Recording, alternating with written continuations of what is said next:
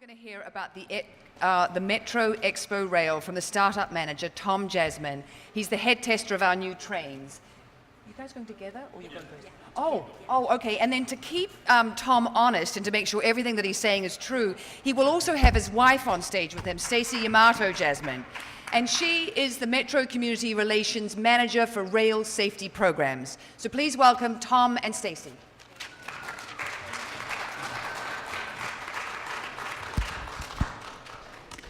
Okay, good afternoon, everybody. We were just told we have a limited time, so if there's any information that we didn't cover, we also have a table outside, so afterwards, please come and visit us. As the MC mentioned, we are from Metro, and we're going to talk mainly about safety when you're driving or having to walk near the Expo line tracks. So if you're not familiar yet with the Expo line, the current Expo line runs from downtown LA to Culver City, and then the extension that has been under construction for the last 3 years will carry passengers from Culver City into West Los Angeles and then all the way here into downtown Santa Monica. So I wanted to just show you our Metro Rail system.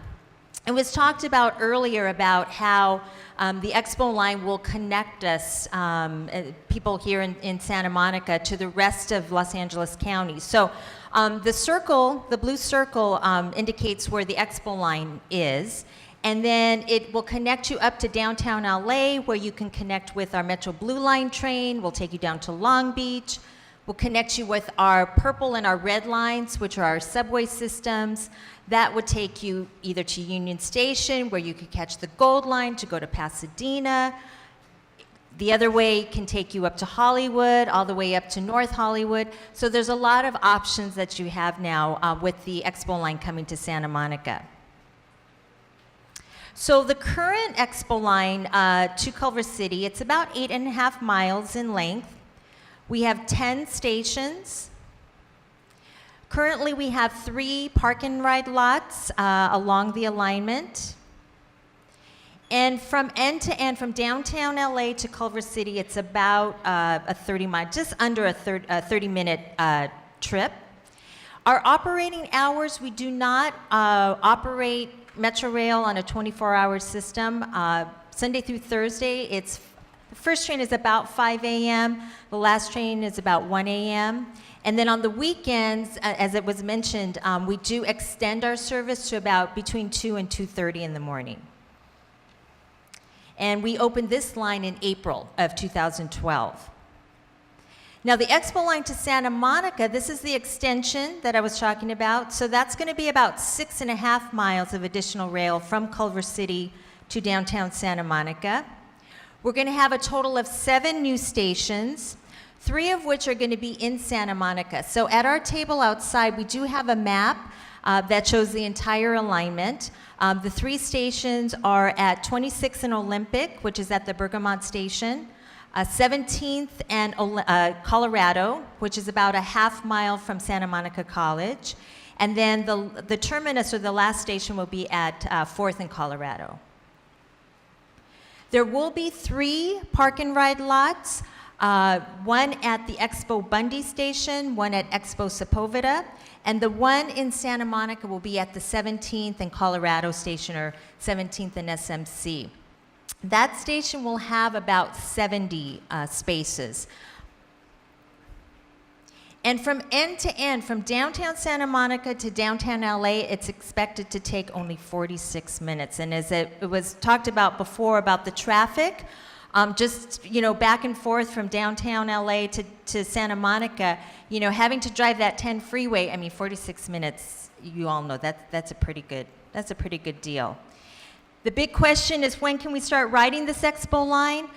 We're looking at spring of next year, so spring of 2016, and it will have the same type of operating hours as our current Expo line.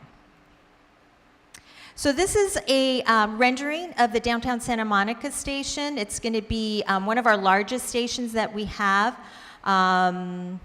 And then it was also already talked about by Rick about the Colorado Esplanade. So I'm just going to kind of go through those quickly. And also, Amy did a great job of explaining very specifics about the TAP program. The one thing I will mention is that for Metro fares, a one-way fare, regular fare runs at $1.75. Senior and disabled for peak hours, in the morning, late in the afternoon is 75 cents, but off-peak, which is basically from 9 a.m. to 3 p.m. and then 7 p.m. on, is only 35 cents. With either of the fares, a one-way fare does include 2 hours of free transfers. So if you need to transfer to another Metro bus or another Metro train, as long as it's within those 2 hours, you don't have to pay another fare, and we don't have any transfer fares. So you should be able to probably travel all the way up to Pasadena just on that one-way fare. So we do have these new code of conduct signs that are going to be located at our train stations, inside our trains, and also on our buses. One important code of conduct that we emphasize especially to young people is a no loud or rowdy activity. We want it to be a nice, pleasant experience for all of our passengers. Also, no illegal vending. Metro does not issue any type of seller permits to people on our trains, particularly on our trains.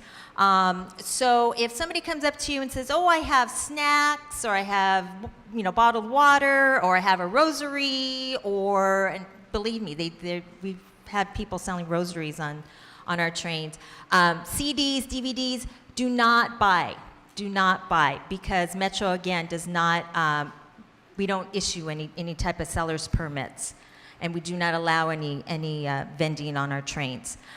No littering, for obvious reasons, but also no eating or drinking. And the no eating or drinking and the no littering kind of go hand in hand. The only exception we have to the no eating or drinking is water bottles.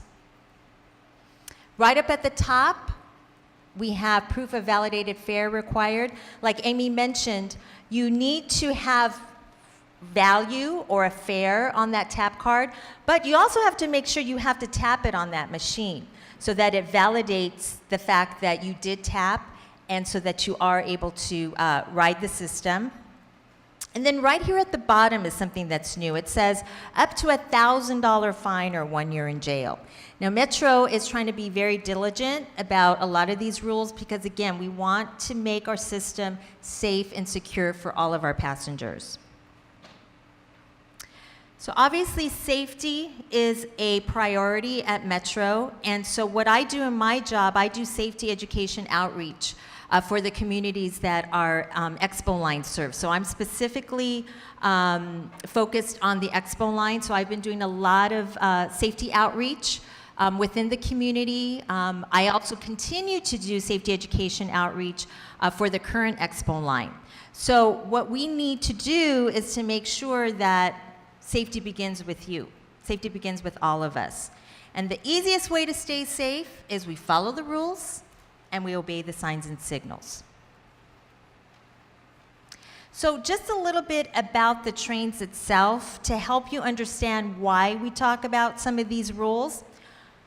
One of our Expo line trains in total length is about 270 feet. The total weight of one of our trains, if it was completely empty, we didn't have any passengers in that train, we're talking almost 300,000 pounds.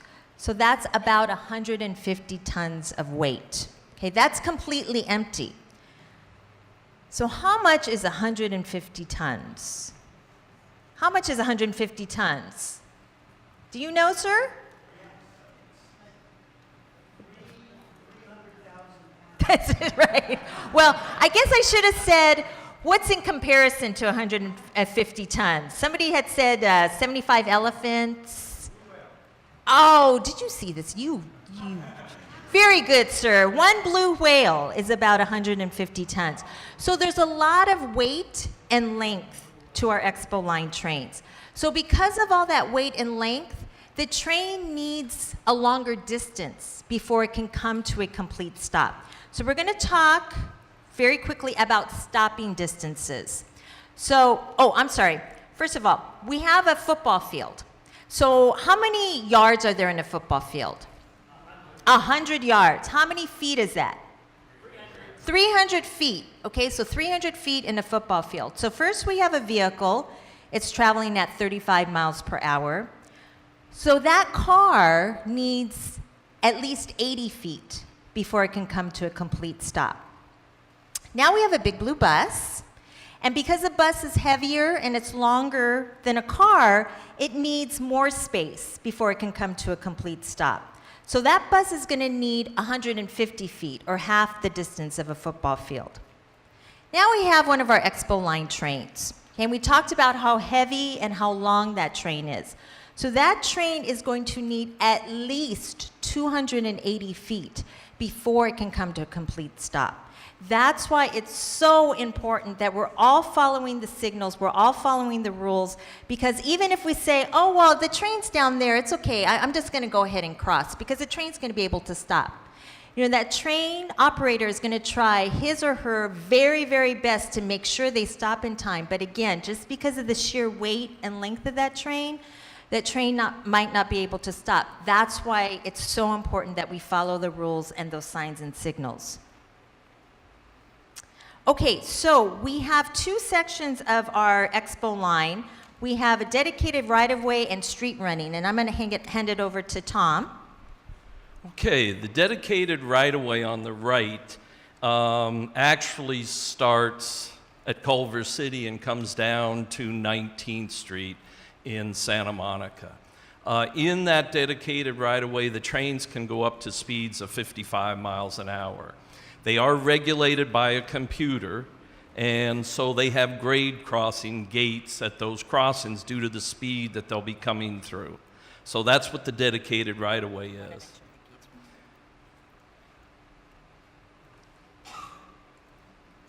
Okay, the crossing gates in Santa Monica are Stewart, 26th, 20th, 19th, and actually 17th has a pedestrian crossing gate.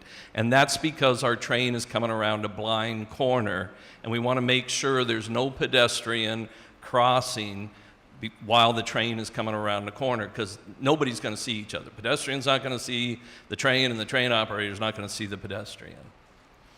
Okay, just a real quick thing about the gates. The gates are regulated by timing, and it's regulated by the California Public Utilities Commission. And all gates in the state of California for transit have a certain amount of time. The lights and bells come on for 3 to 5 seconds. After 3 to 5 seconds, the gates lower. The gates will lower within 8 seconds. Once the gates are fully extended and crossing the tracks, a train cannot occupy the crossing for 20 seconds, nor more than 30 seconds.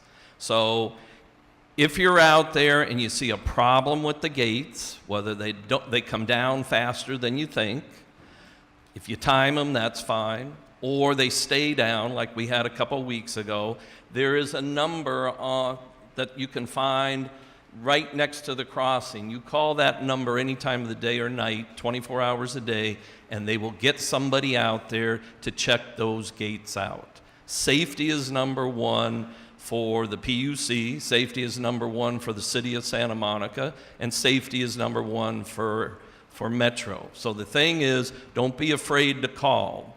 When those gates were down at 26th Street for about a half hour 2 weeks ago, nobody called us until we found out from one of our own people. The thing is, I have somebody in Pasadena, lives by the crossings, and if the gates aren't exactly to 20 to 30 seconds, he will call in a heartbeat. If it's 19 or 31 seconds, he'll call, say your gates are out of commission or not proper. Our gates are checked once a week. The law says once a month. We check them once a week, but we'll check them more often. Okay, we have pedestrian gates like you're going to find at all the gated crossings and the dedicated right-of-way and 17th Street. They will go down the same thing. They must be down 20 seconds before a train can get there, and no more than 30 seconds. If the gates are down and you're stuck in between on the right-of-way where the train is, there are access gates that you can push open. They push outward, emergency gates, and that's what that is. Okay. Street run. Street run is from 17th Street to the 5th Street terminal. And all that means is the train has to operate like a car or a bus. They have to follow the speed limit of that street. There is no computer regulating that train. They have to stop at all red lights at cross streets. That's what they have to do. So the thing is, in street run, you will not find any gates. Now, permanent traffic signs out there that you must follow.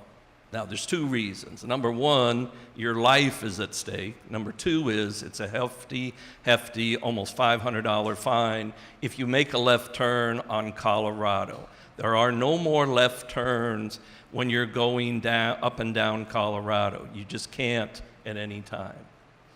And those are the streets, 14th, 11th, Lincoln, 7th, 6th, and 5th.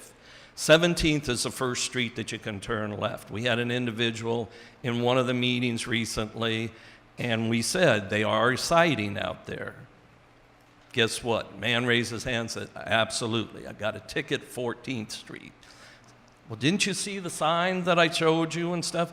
Yeah, why'd you do it? Well, because I needed to turn. He got now a $500 ticket, and he was lucky that he didn't get hit. So again, there are no, and the reason why is the narrowness of the street. Don't have enough room to put left turn lanes up, which means you'd have a left arrow, which means the trains would have a red light to stop at. So the thing is, since it doesn't allow any turning movements on Colorado, you just can't take and make a left or U-turn. The new sign or signal that you will see out there when a train is approaching, only when a train is approaching. You're not going to see it when there's no train anywhere around. It will flash amber color with the picture of a train, and it'll say train. So you need to take and follow those signals. Pedestrian signals. It's important that you follow the pedestrian signals out there on Colorado, because the thing is, you can get a ticket if you see this sign. If you see the red hand at any time and you step off the curb to walk across the street, our sheriffs or the city of Santa Monica police can and will cite you, and it's a pretty hefty ticket. So you must push the button. If you push the button, you'll get the white walking person, and then you know it's safe to cross. You know there's no trains coming, because you won't get that if there is a train coming. You will get something like that, the red hand with a countdown timer. Always watch for two trains. Why? There are two tracks, but guess what? Unlike automobiles, if a train breaks down, the other trains have to go around it and go on the other track. So expect two trains. Now, this is before we had the quad gates, and the quad gates are what you have on your system, where there are gates at every crossing, both entry and exit gates, so no one can make the S move like this SUV did. If you notice up in the top right-hand corner in front of the right train, you can see there's no gate there. That's the old system, and vehicles were able to do that. It's always the second train that will hit you, and that's the dangerous one, the unseen one. So what's important, if you remember nothing else today from our presentation, is expect train movement at any time, because even though we have a fixed schedule, anything can delay us. Any track, because again, trains can go on either track, and in any direction. So that's the most important thing to keep you safe. So train testing. I've been out here testing trains since April. I've been downtown Santa Monica since 31st of July. It will continue a few more weeks, and then they'll turn it over to us once I get out a couple more bugs that I have downtown Santa Monica here to make it safe. So once we take it over, which will probably be next month, the middle of December, We're going to be in pre-revenue testing, and trains will be operated on a regular schedule ahead of revenue service. I am not, and I repeat, I am not throwing trains out there from 4 in the morning to 1 in the morning at the beginning. I am not throwing them out there 12 minutes apart. I'll put some out in the morning, and we'll do other things in the afternoon. We'll do some things during the middle of the day so you get used to it. We'll do some things at PM late into the day. And eventually, when we've got the community, and the purpose of pre-revenue is familiarize the public with the new light rail, that you're driving down Colorado and you look up next to you and there's a big train sitting there following you, going the same speed you are. You don't get nervous. If you cross at a street across Colorado, you may say, well, it's going to hold me up some. I'll look for another way of doing it. The next is to allow our outside agencies, for me to train. I'm responsible for the training of all the police, fire, ambulance companies within the city. Stacy does all the schools, all the community groups. I do all the public agencies. And they need to know how to take and support in case there is an accident or incident out there. And the last thing is I have 500 employees that I have to take and train on this new line. So once I've done that, then we will take and go into revenue service and open, which is again in the spring sometime. Okay, so as I mentioned, I'm part of our transit safety programs, and I do the safety education outreach specifically for the Expo line. A big part of that is for me to go to K through 12 schools, colleges, businesses, neighborhood associations, senior centers, rec centers, to give rail safety presentations like we did today. And also we participate at a lot of local community events. One thing to understand is we've identified for just this extension alone, 61 K through 12 schools. Almost half of those schools are within the city of Santa Monica. We present to these schools every year. It doesn't stop. Our program does not stop once the line is open. It's continuous, so that because we have new kids coming to the school, we want to make sure that everybody is informed on an annual basis. We also have our rail safety ambassadors. Now, these are retired Metro bus and rail operators. They are hired back on as an as-needed, basically a temporary employee, and they are going to be out there. In fact, we have a crew of 8 that have been working with Tom and the test trains. Their main function is to provide safe passage for pedestrians and bicyclists as they're crossing our tracks. They also make very astute observations about maybe, especially as we're starting early on the system, maybe there's a signal timing issue, maybe there is an issue with one of the gates, maybe a larger sign may help. So they make these observations. I meet with them weekly, and they provide those reports back to us, so then we can get those reports to the city, to Santa Monica PD, to our own sheriffs, to our own Metro team, to make those corrections or enhancements. And then we also work very closely with our Metro sheriffs. There's a division of the LA County sheriffs that are dedicated specifically for Metro. They do fare enforcement at stations, inside our trains, along with our sheriff assistants, but they also can arrest individuals, and they can also issue citations, either moving violations or to pedestrians. So just in closing, please always remember that life's too short, so don't rush it. The safe way is the only way, and safety begins with all of us. Okay, thank you very much. Thanks, Stacy. Thanks, Tom. That was great.